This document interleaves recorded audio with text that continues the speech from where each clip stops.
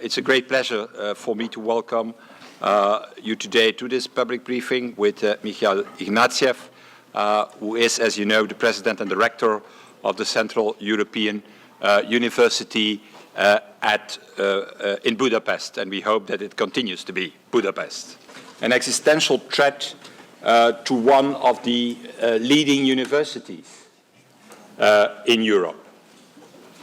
A threat, in fact, triggered by a formerly liberal, nowadays increasingly authoritarian Prime Minister, who decided, in fact, that this academic institution and center of free thinking is a dangerous check on his power, and also an obstacle on his way to what he is calling an illiberal democracy.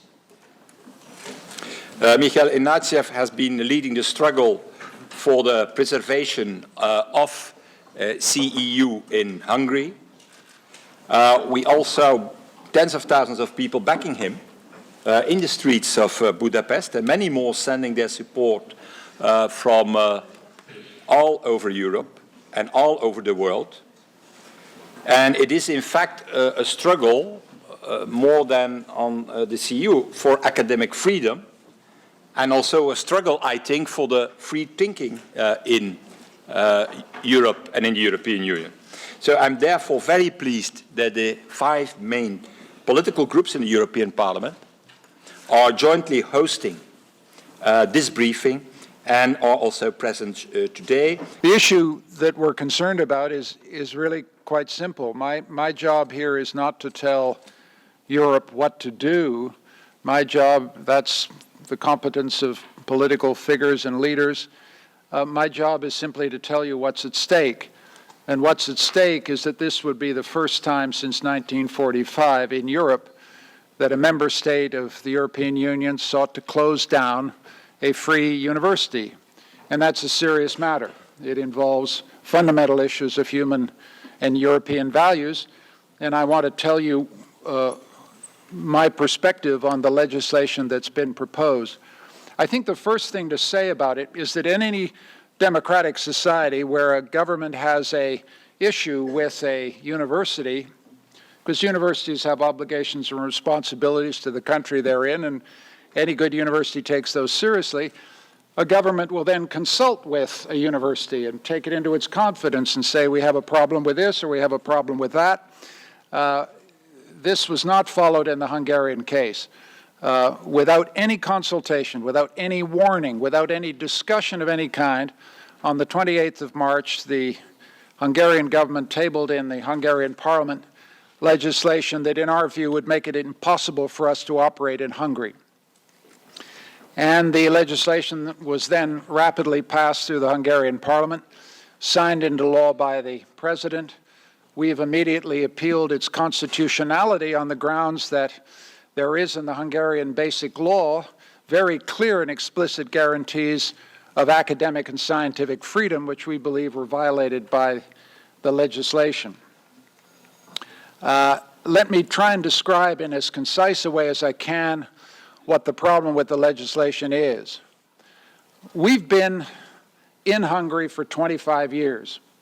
We were founded in order to assist the democratic transition of Hungary and Eastern Europe from communism to democratic societies. And we're immensely proud of the fact that over 25 years we've graduated 15,000, close to 15,000 graduates who are spread out across the world, particularly in Eastern Europe.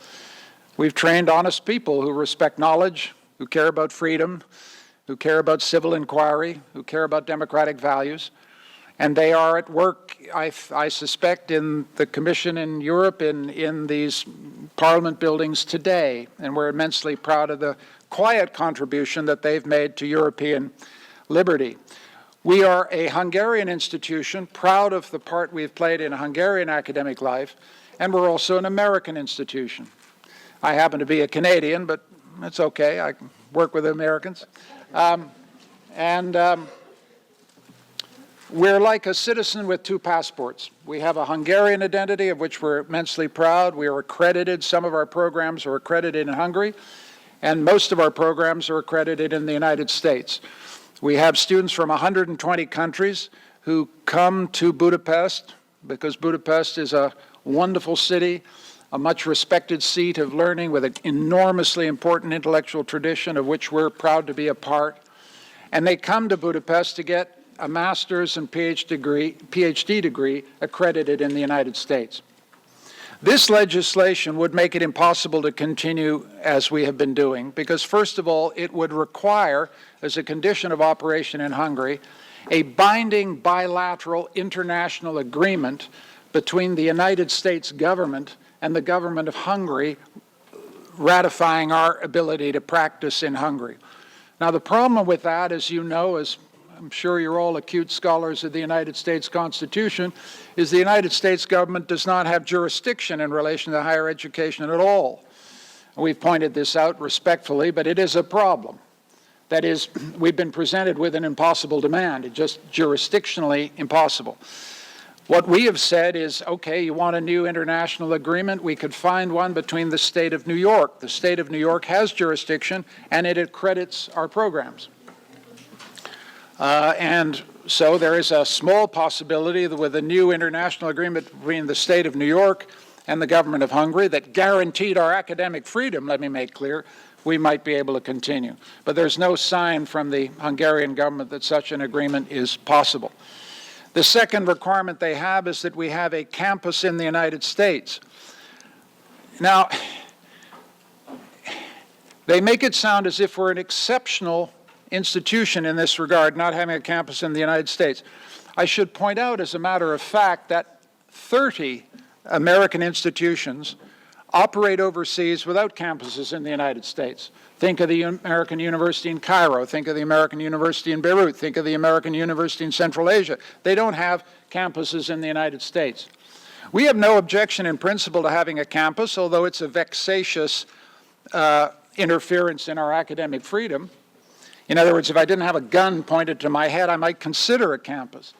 But the passing strange aspect of this is that a Hungarian government, a nationalist government, is asking me to educate Hungarians in New York.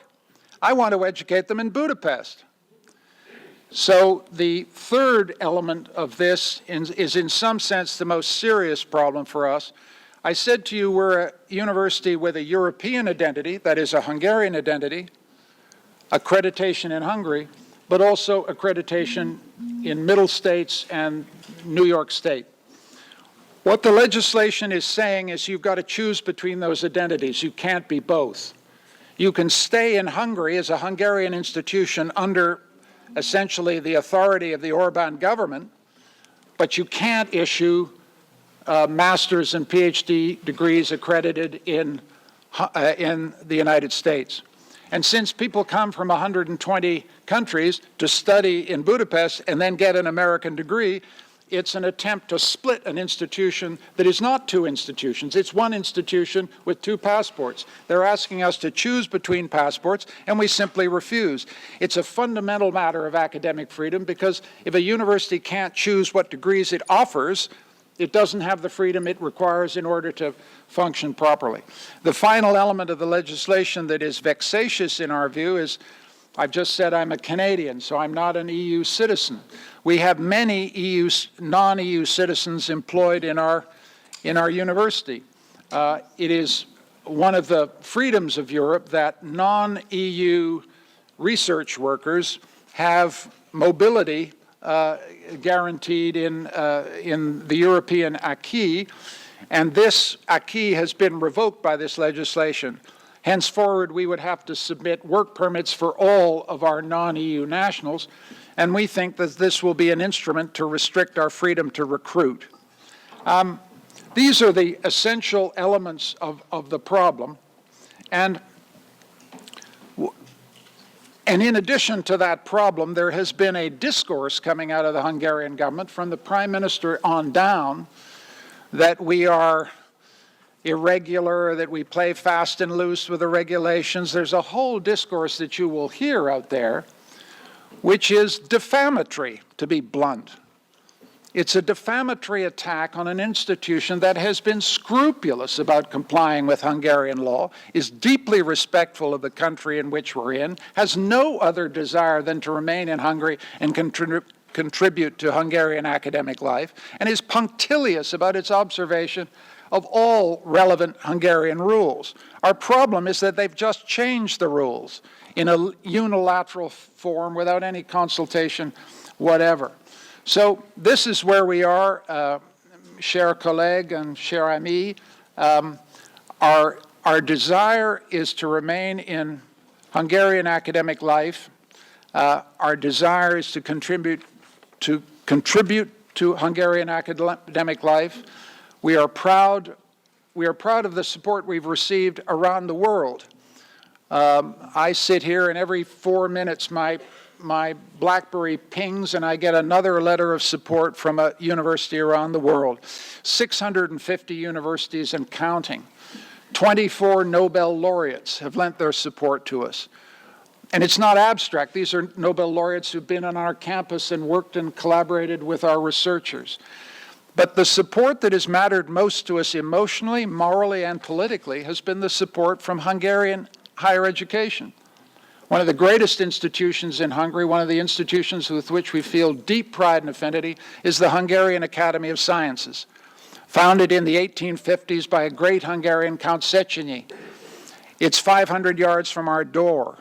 They have stood behind us as we've fought to defend academic freedom because they understand that our fight is a fight for all Hungarian academic institutions. The great institutions of Corvinus, ELTE, many other universities in Hungary have lent us their support.